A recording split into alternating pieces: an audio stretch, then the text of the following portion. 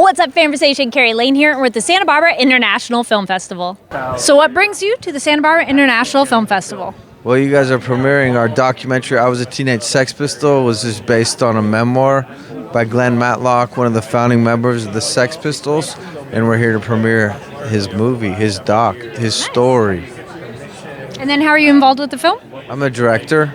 Nick and I... We directed it together. So Andre produced it. Well, I produced it. He financed it. So we're good. Tell me about the experience of co-directing this production. It was pretty smooth, as a matter of fact. Actually, a lot of fun. I think we complimented each other. You know, it never got testy. It never got difficult. It got actually easy and nice. And we kind of like leapfrogged over each other a few times, and it was good fun. It was fun. That's the whole thing. And we also were able to go back and forth. There's so many interviews we have in this documentary, and kind of taking turns on who we're directing for the purposes of the interviews for the documentaries. Nice to have a compadre over here.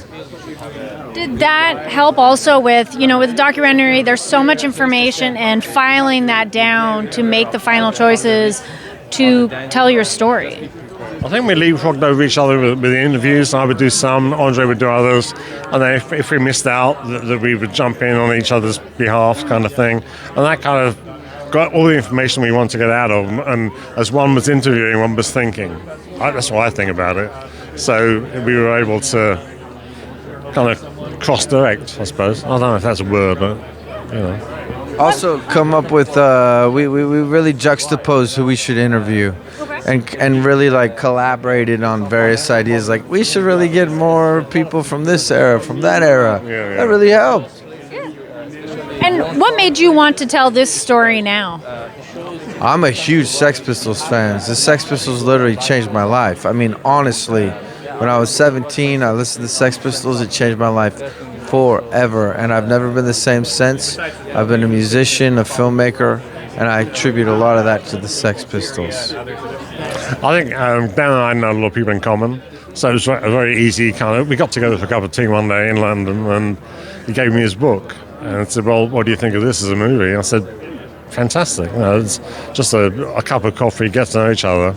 It was pretty good. And was there anything new you learned if you've been a fan for so long? Was there anything that surprised you in your research?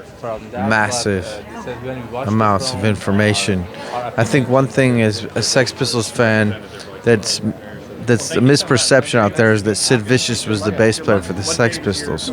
Glenn Matlock was the real bass player for the Sex Pistols, and the musicality he brought to the band and his talents were truly what was Anarchy in the UK, God Save the Queen, Pretty Vacant. He was such an important piece of co-writing that. I don't think those songs would have existed without him. That's major. I like the naivety of it all. They just didn't know what they were doing, and they weren't in it to shock or create what they created. That was all by accident. So the whole thing, the whole concept of kind of evolution and stuff like that, it was by accident. So naivety is a great tool. And if people are not able to attend the festival, where can they learn more about your film?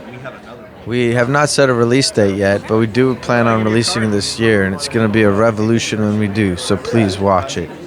Please do. And actually, one last question, and you can take this any direction, but I kind of feel where yours is going to go.